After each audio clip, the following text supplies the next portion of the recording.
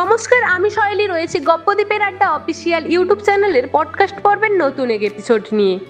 আমরা আজ কথা বলবো এমন একজন মানুষকে নিয়ে যিনি আমাদের সবার কাছে পরিচিত তার কাজের মাধ্যমে।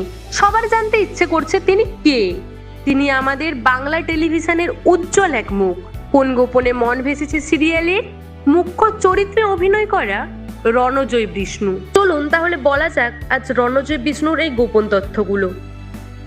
রণজয় বিষ্ণু বাংলা টেলিভিশনের এমন এক পরিচিত মুখ যিনি ধীরে ধীরে নিজের পরিশ্রম, ধৈর্য এবং অভিনয়ের দক্ষতার মাধ্যমে দর্শকদের মনে জায়গা করে নিয়েছেন। বাংলা ধারাবাহিকের জগতে তার যাত্রা খুব সহজ ছিল না। শুরুতে ইন্ডাস্ট্রিতে নিজের জায়গা তৈরি করতে তাকে অনেক সংগ্রামের মধ্য দিয়ে যেতে হয়েছে। রণজয় বিষ্ণু নামটা শোনার পর থেকেই সবার মনে কিছু প্রশ্ন উঠছে। সবাই জানতে চাইছে রণজয় বিষ্ণুর অভিনয় জীবনটা কিভাবে শুরু।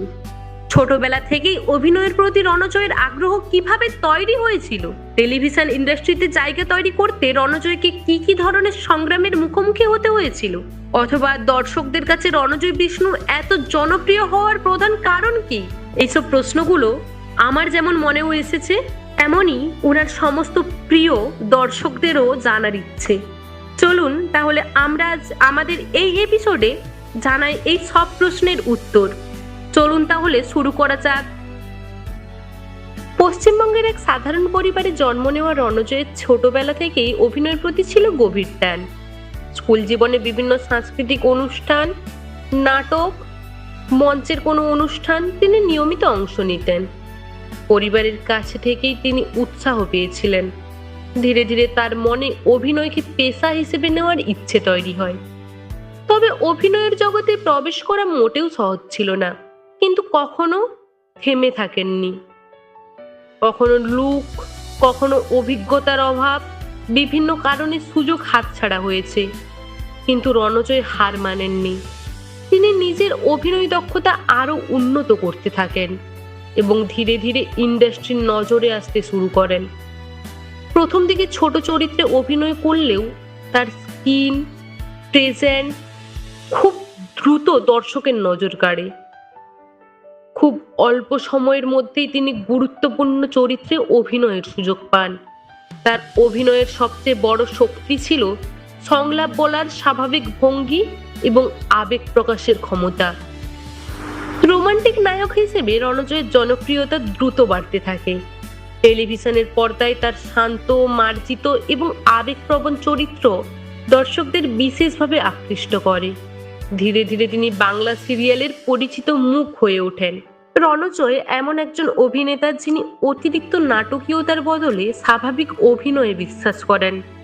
তার চোখের অভিব্যক্তি, সংলাপ বলার ধরন এবং চরিত্রের সঙ্গে নিজেকে মিশিয়ে নেওয়ার ক্ষমতা দর্শকদের মন ছুঁয়ে যায়, কারণ তার অভিনয়ে এক ধরনের বাস্তবতা থাকে।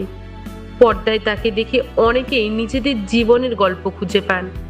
বিশেষ করে পারিবারিক ও প্রেমের গল্প ভিত্তিক সিরিয়ালগুলোতে তার নিজের অভিনয় আলাদা মাত্রা যোগ করেছে। অভিনয়ের পাশাপাশি রণজয়ের ব্যক্তিগত জীবনও বহুবার চর্চার কেন্দ্রবিন্দুতে এসেছে।